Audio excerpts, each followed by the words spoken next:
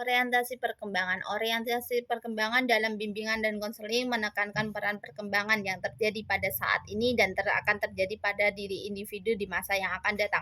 Menurut Crick, dalam Mayor 1992, perkembangan individu secara tradisional dari dulu sampai sekarang menjadi inti dari pelayanan bimbingan.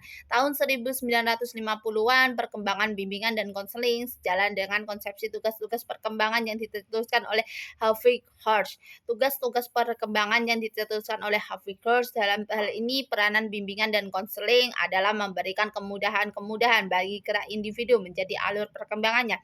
Ivar dan Rugazio dalam Mayer 1992 menekankan bahwa orientasi perkembangan yang justru merupakan ciri khas yang menjadi inti dari gerakan bimbingan. Praktek bimbingan dan konseling tidak lain memberikan kemudian yang berlangsung pada perkembangan kelanjutan. Permasalahan yang dihadapi oleh individu harus diartikan sebagai terhalangnya perkembangan dan hal ini mendorong semua konselor dan klien bekerja sama untuk menghilangkan penghalang ini serta mempengaruhi laju lainnya perkembangan klien. Secara khusus, Thomson dan Rutherford 1983 melihat perkembangan anak-anak berkemungkinan mengalami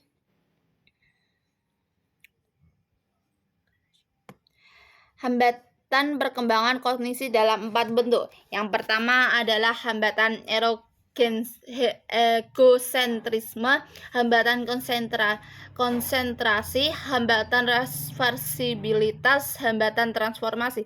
Di sisi lain, Thomson dan Rutherford menekankan bahwa tugas bimbingan dan konseling adalah menangani hambatan-hambatan perkembangan itu. Orientasi masalah secara langsung bersangkut paut dengan fungsi dan fungsi pengentasan. Fungsi pencegahan menghendaki agar individu dapat terhindar dari masalah yang mungkin membebani diri. Sedangkan fungsi pengentasan menginginkan agar individu yang sudah terlanjur mengalami masalah dapat mengentaskan masalahnya. Fungsi lainnya yaitu fungsi pemahaman dan fungsi pemeliharaan atau pengembangan pada dasarnya juga bersangkut paut dengan permasalahan dengan klien. Fungsi pemahaman memungkinkan individu mengalami informasi dan juga aspek lingkungan yang dapat berguna untuk mencegah timbulnya masalah pada diri klien dan dapat pula bermanfaat dalam upaya pengentasan masalah terjadi.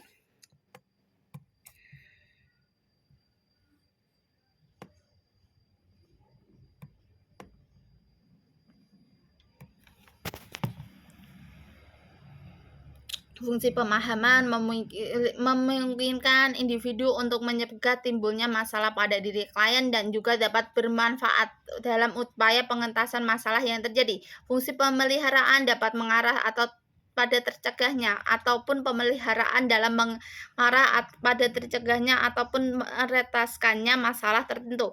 Konsep orientasi masalah tentang seluas daerah beroperasi fungsi-fungsi bimbingan dan dengan demikian pula menyusupi segenap jenis layanan kegiatan belajar bimbingan dan konseling. Adapun ketika orientasi tersebut dalam pelayanan bimbingan konseling dapat diselenggarakan baik melalui secara sekolah maupun di luar sekolah, secara formal dan juga secara non-formal. Soal yang berikutnya, Anda pernah membantu orang lain. Kemukakan bantuan-bantuan apa saja yang pernah Anda berikan kepada orang lain atau individu lain. Apakah bantuan yang Anda berikan bisa dimasukkan sebagai kegiatan membimbing? Berikan alasannya. Oke, pertama-tama ketika saya menjadi mahasiswa di UNES, saya juga melakukan kegiatan kerja sampingan sebagai guru les. Ketika saya melakukan ketika saya mengelesi anak les, saya tidak hanya memberikan materi, tetapi terkadang saya juga mendengarkan cerita atau curhatannya. Salah satunya adalah cerita bahwa dia ketika di sekolah dia termasuk ke dalam anak yang individu, anak yang sulit untuk bersosialisasi. Nah, sebagai seorang guru les, saya memberikan saran agar anak tersebut mau bersosialisasi dan lebih berinteraksi kepada temannya. Nah, apakah kegiatan saya dapat termasuk sebagai kegiatan membimbing? Jawabannya iya, tugas dari seorang tugas dari seorang guru adalah salah satunya ada membimbing. Guru yang kebetulan posisi saya adalah guru les adalah memberikan layanan bimbingan terhadap siswa agar terarah minat dan bakat kemampuannya. Selain itu dari segi aspek subjek, membimbing itu dapat dilakukan oleh guru, orang tua, oleh guru, kepala sekolah, wali kelas, dan orang yang lebih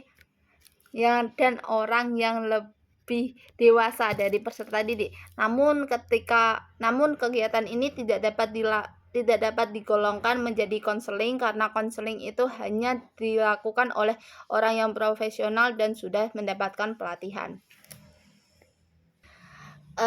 Pengetahuan tentang tujuan BK, fungsi BK, orientasi BK, dan juga asas-asas BK dapat diterapkan oleh guru dalam memberikan pelayanan pendidikan pada peserta didik.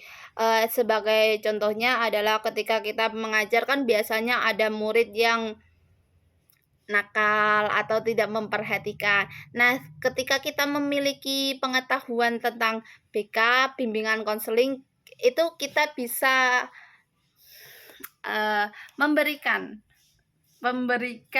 solusi atas masalah tersebut. Atau misalnya muridnya yang tadi saya ungkapkan di nomor 2 itu adalah anak didik anak les saya itu pendiam. Nah, dengan cara saya mengetahui keilmuan tentang bimbingan konseling, saya bisa memberikan saran agar anak ini dapat memecahkan masalahnya sehingga dia tidak jadi individualisme tapi lebih bergabung dan lebih terbuka kepada teman-temannya. Sekian.